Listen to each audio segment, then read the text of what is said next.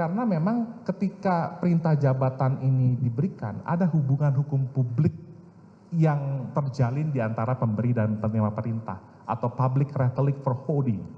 Meskipun dalam perkembangannya bukan lagi hanya perintah melainkan juga instruksi, dan hubungan antara yang diberi dan diberi perintah itu. Ahli pidana sebut Ferdi Sambo bertanggung jawab atas kematian Brigadir J. Baradae cuma alat.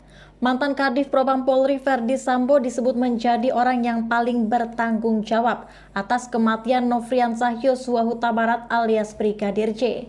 Hal itu disampaikan ahli hukum pidana Albert Aris saat dihadirkan sebagai saksi ahli dalam sidang perkara pembunuhan berencana Brigadir J di Pengadilan Negeri Jakarta Selatan pada Rabu 28 Desember 2022.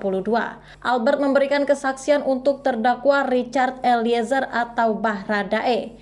Di sisi lain, Albert menilai Baradae hanya dijadikan alat oleh Ferdi Sambo. Ia menjelaskan Baradae tidak memiliki kesengajaan dan kehendak untuk menembak Brigadir J. Sebelumnya, ahli hukum pidana dari Universitas Andalas, Elwi Daniel mengumumkan pendapat yang berbeda. Ia menilai bahwa Baradae adalah orang yang bertanggung jawab atas kematian Brigadir J jika salah mengartikan perintah Ferdi Sambo. Elwi dihadirkan oleh tim kuasa hukum Ferdi Sambo sebagai ahli di persidangan pada Selasa 27 Desember lalu.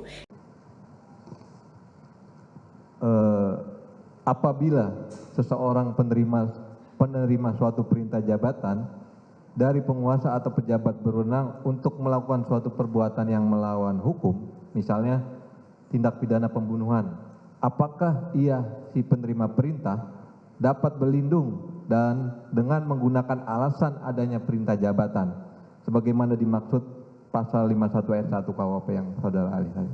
Iya.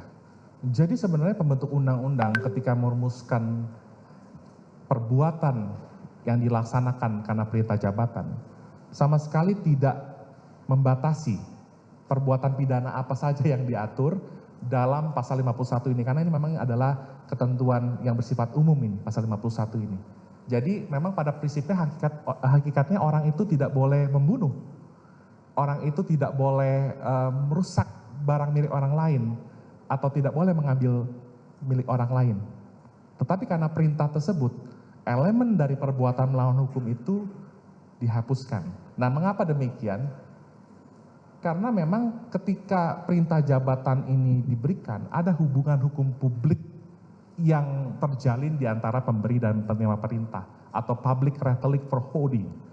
Meskipun dalam perkembangannya bukan lagi hanya perintah melainkan juga instruksi, dan hubungan antara yang diberi dan diberi perintah itu tidak harus berstatus pegawai negeri gitu ya, ada hierarki seperti itu. Yang penting ada otoritas publik ya dari seorang penguasa atau pejabat yang berwenang tersebut.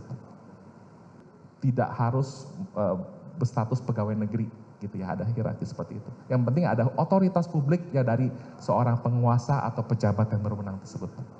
Ini saya melanjutkan mengenai perintah jabatan ya. Bagaimana pandangan ahli mengenai kaitan antara pelaksanaan dari perintah jabatan dengan penyertaan atau dalaming dalam konteks hukum pidana? Baik. Berbicara mengenai kaitan antara perintah jabatan dan penyertaan sebagaimana dalam pasal 55 KUHP, maka sebenarnya ini adalah dua hal yang berbeda tapi bisa memiliki keterkaitan. Nah, kalau kita lihat dalam perintah jabatan itu berarti ada orang yang memerintah dan ada orang yang diperintah, kurang lebih seperti itu ya. Dan kalau bicara tentang penyertaan, maka ada 4 kapasitas pelaku ya.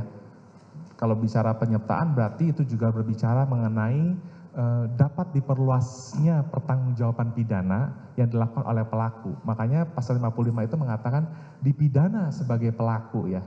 Yang pertama adalah dalam kapasitas orang itu yang melakukan diri sendiri. Dia mewujudkan anasir atau elemen dari perbuatan pidana. Itulah yang disebut dengan pleher. Yang kedua ada don pleher. Don pleher itu adalah orang yang menyuruh lakukan. Di sini setidaknya ada orang yang menyuruh atau manus domina dan ada orang yang disuruh, manus ministra. Umumnya orang yang disuruh ini tidak dapat dipertanggungjawabkan karena dia itu hanya dianggap sebagai alat dari yang disuruh.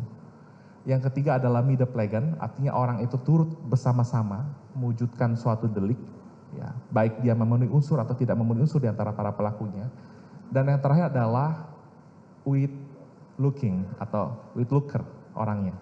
With looker ini adalah sebenarnya bahasa yang lebih tepat dan kebetulan juga diakomodasi dalam KUHP baru ini, bukan sekedar membujuk atau menganjurkan tapi menggerakkan. Jadi terjemahan dari with looker itu menggerakkan karena dianggap mampu untuk menggambarkan semua gerakan-gerakan tadi, bagaimana upaya menggerakkan orang lain untuk melakukan